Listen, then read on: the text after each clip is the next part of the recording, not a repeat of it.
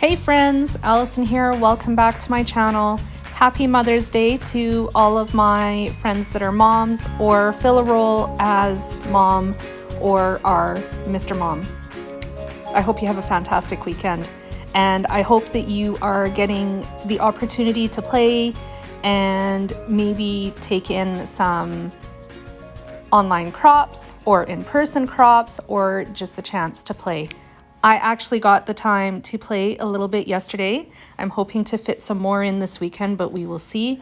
I am playing along with challenges happening over at Scrapbook Nerd all weekend long, and I think the challenges will be available for the next week as well. If you'd like to play along, I'll leave the link to their Facebook group in the description box down below so you can maybe play along as well.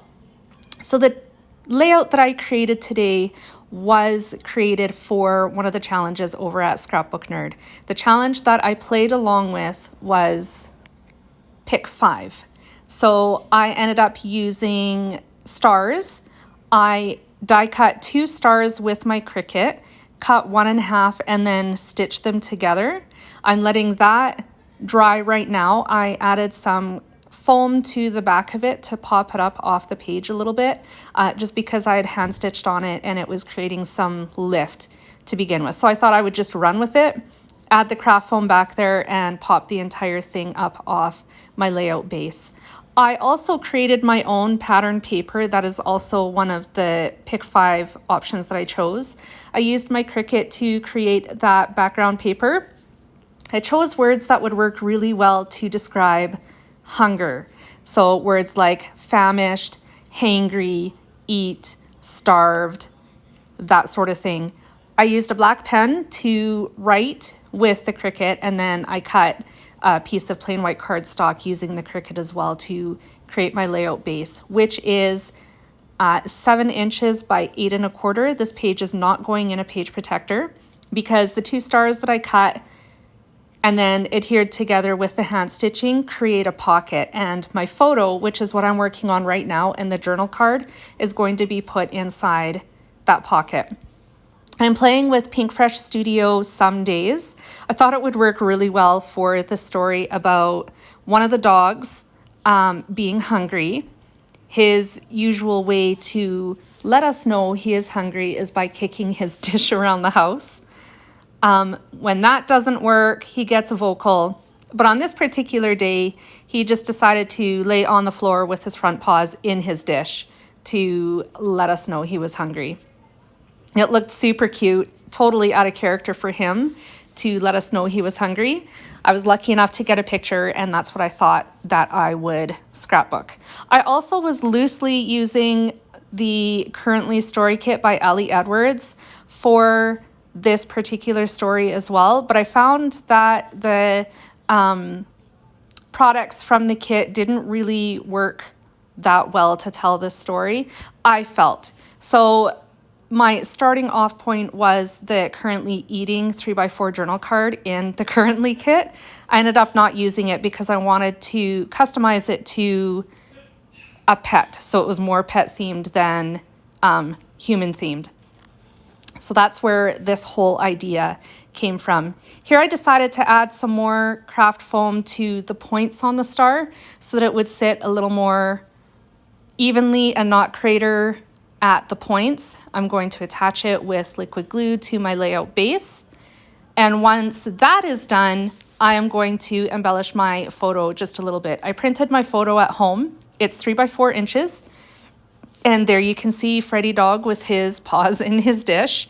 And this little round arrow sticker I thought was absolutely perfect for somewhere on this layout. It says start here, and then obviously is an arrow, so it points to something. So I thought that I would put it over top of his paws and point at his dish as if to say, like, here, you need to start here. I'm hungry.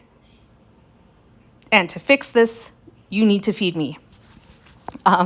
So that's what I did. I flipped it over, adhered my 3x4 journal card, which is also from the Some Days collection, to the back side of it, and added my journaling to the white square in the center of the card.